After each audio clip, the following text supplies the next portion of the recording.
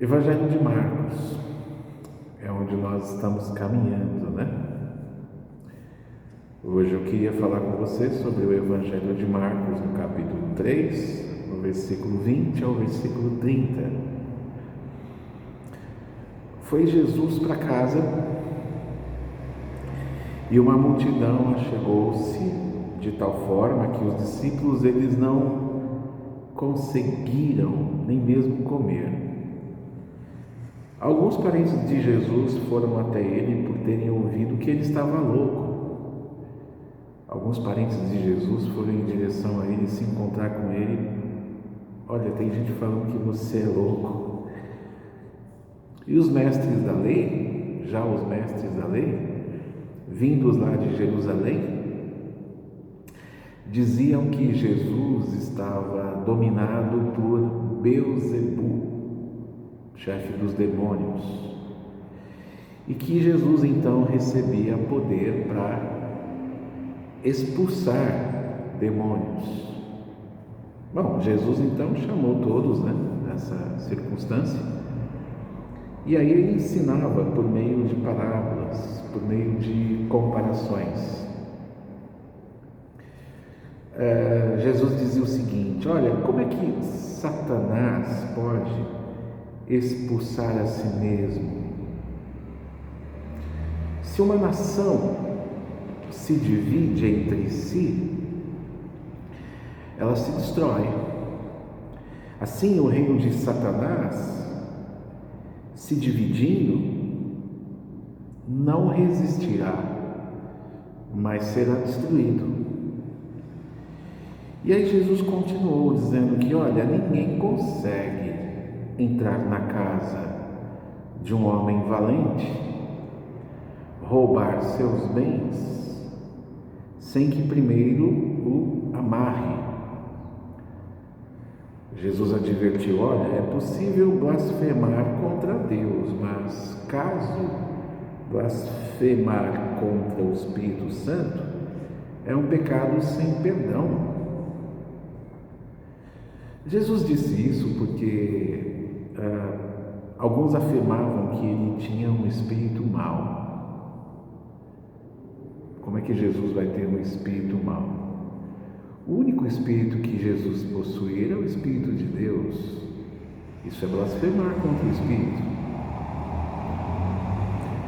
A autoridade de Jesus aqui é questionada.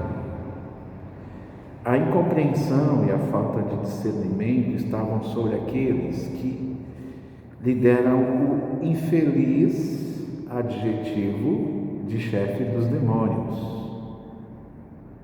Mas é interessante porque Jesus ele não perde a compostura, Ele não sai do sério.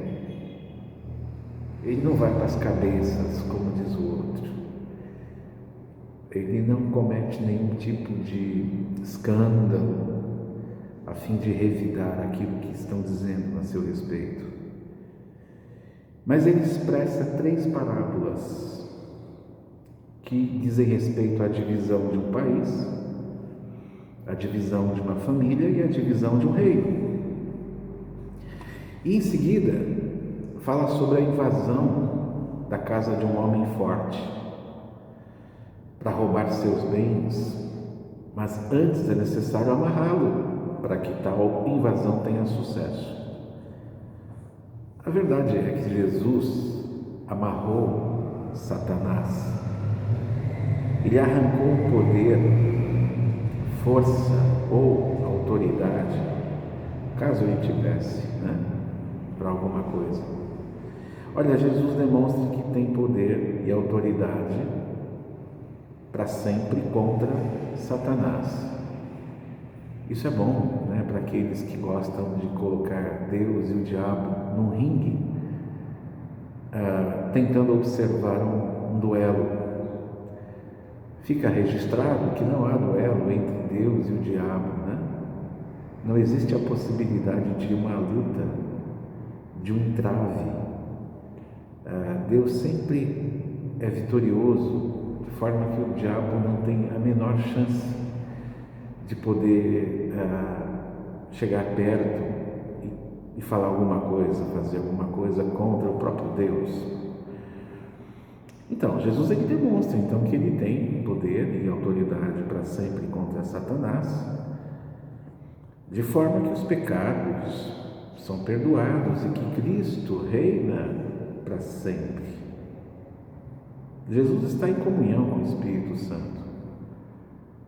Não há um espírito demoníaco em Jesus. Isso é blasfemar contra o Espírito. O Espírito Santo habita em Jesus.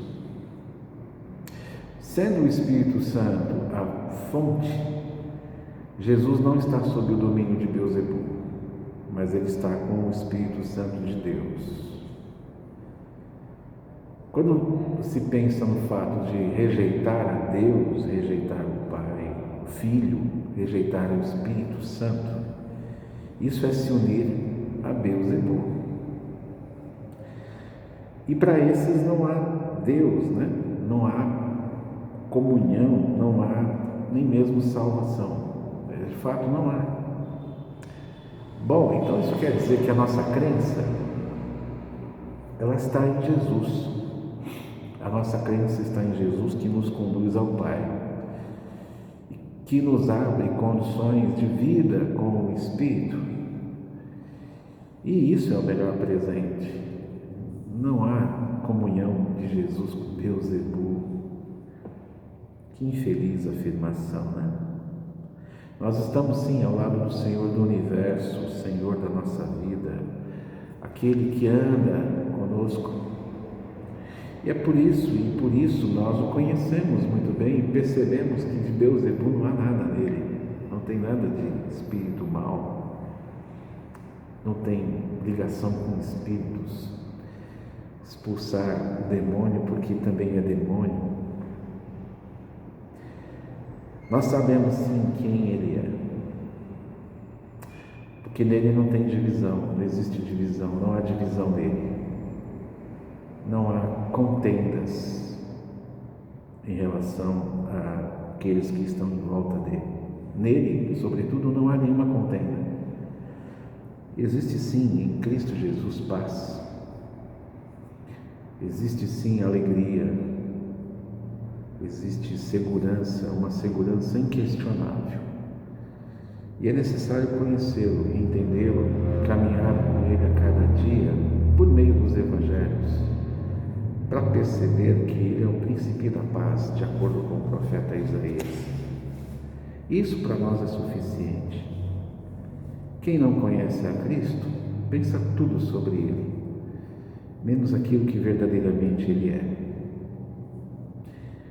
Seja esse sempre o nosso conhecimento a respeito de Jesus. E se você não conhece Cristo necessariamente e o suficiente, antes de falar qualquer coisa sobre ele, vá conhecê-lo.